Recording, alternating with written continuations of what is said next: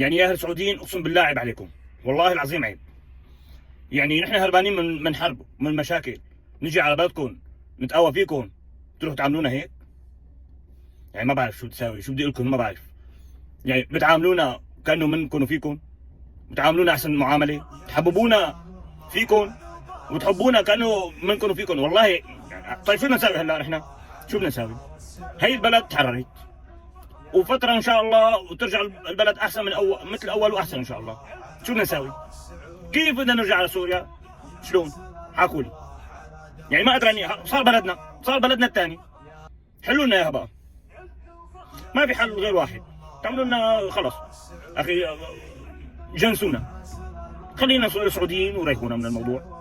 صار معنا جنسيتين، نقدر نروح على سوريا بلدنا ونظل نحن هون كمان بلدنا. اقسم بالله احسن شعب واطيب شعب وحكومه بالعالم كله. لا حسستونا انه نحن يعني كلمه لاجئ ما سمعناها، كلمه انت مو بلدك ما سمعناها، كلمه انت غريب ما سمعناها. والله العظيم اطيب شعب بالعالم. الله يعزكم ويرفع قدركم انتم والحكومه، ويعني الله يسعدكم. والله قد ما قلنا لكم شكرا ما رح نوفيكم، والله العظيم.